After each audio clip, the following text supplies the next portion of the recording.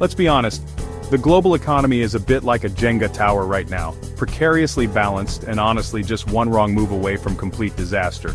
And who might be that wrong move?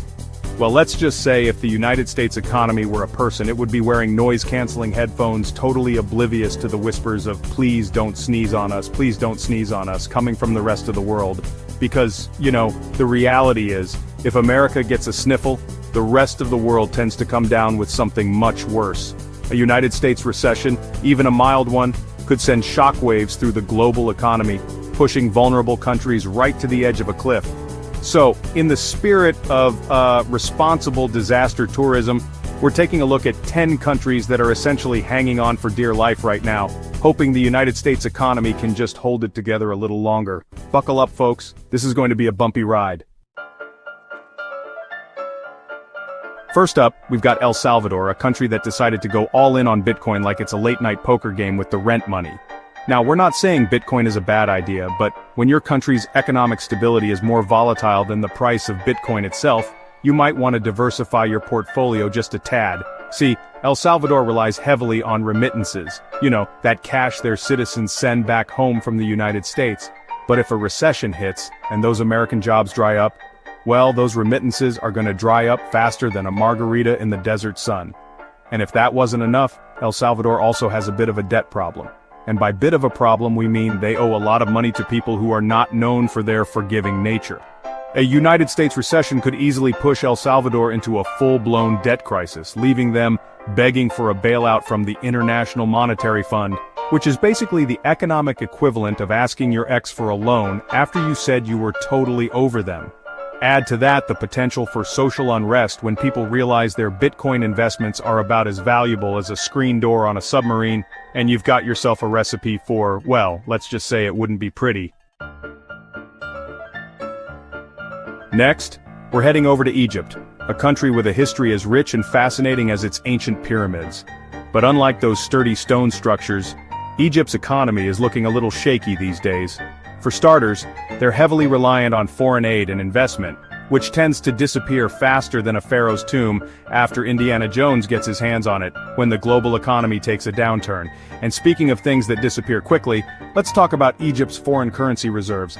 They're dwindling faster than a plate of baklava at a family reunion, thanks in part to their dependence on imported wheat. And where do they get a lot of that wheat? You guessed it, the good old United States of America. So you see where this is going, right? A United States recession hits, wheat prices spike, Egypt can't afford to import enough, and suddenly everyone's wondering if they can make bread out of sand. Spoiler alert, you can't. And that's a recipe for potential unrest that even the most elaborately cursed mummy wouldn't envy.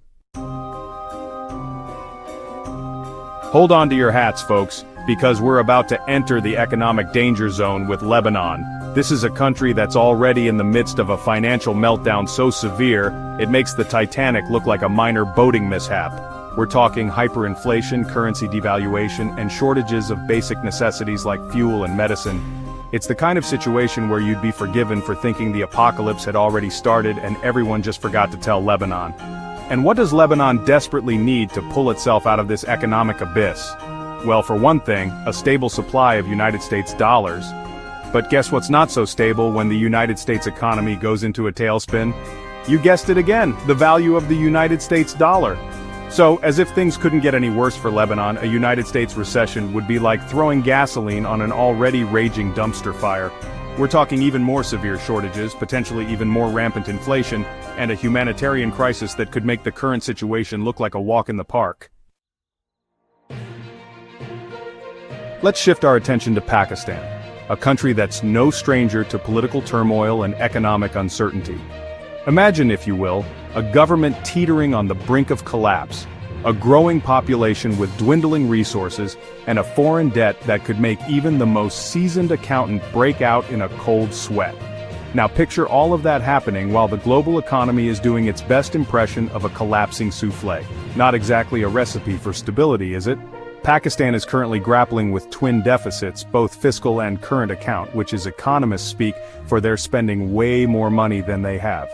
And guess what happens when your biggest trading partner, the United States, suddenly goes on a spending diet because of a recession? Let's just say it won't be pretty for Pakistan's already fragile economy.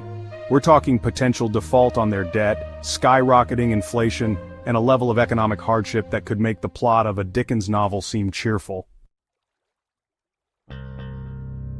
Ah, Sri Lanka, a nation known for its stunning beaches, lush tea plantations, and recent economic collapse. Yes, you heard that right. Sri Lanka is still recovering from a debt default that sent shockwaves through the global economy. Think of it like this. Sri Lanka was hosting a lavish party they couldn't afford, racking up massive debts on infrastructure projects and tax cuts. But when the pandemic hit and tourism revenue dried up faster than a bottle of sunscreen at a nudist colony, the party was abruptly over. Now, they're stuck trying to rebuild their economy, while balancing the demands of international lenders, all while hoping another global crisis doesn't rain on their parade. And what's the biggest rain cloud on the horizon? You guessed it, a potential U.S. recession. If the U.S. economy stumbles, it could send Sri Lanka's fragile recovery efforts right back to square one. We're talking a drop in demand for their exports, a decline in tourism, and, you guessed it, even more economic pain for a country that's already been through the ringer.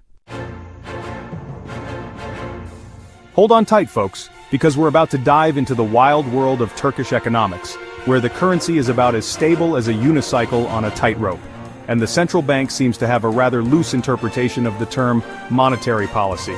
Turkey's economy is currently caught in a vicious cycle of high inflation, a depreciating currency, that would be the lira for those playing along at home, and a government that seems determined to fight inflation by lowering interest rates. It's enough to make even the most seasoned economist want to bang their head against a kebab spit. And what happens when you add a potential US recession to this already combustible mix?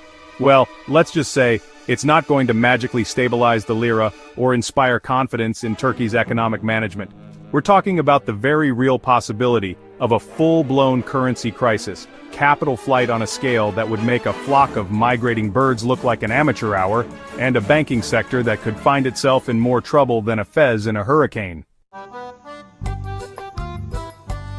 Next up, we're heading to Argentina, a country that's become pretty much synonymous with economic crises, debt defaults, and of course a captivating dance style that somehow manages to be both passionate and melancholy. Coincidence? We'll let you be the judge. Argentina's economic history reads like a greatest hits compilation of financial disasters. They've defaulted on their debt more times than we can count, battled hyperinflation so severe it would make Weimar Germany blush, and generally made a habit of finding themselves on the wrong end of economic history.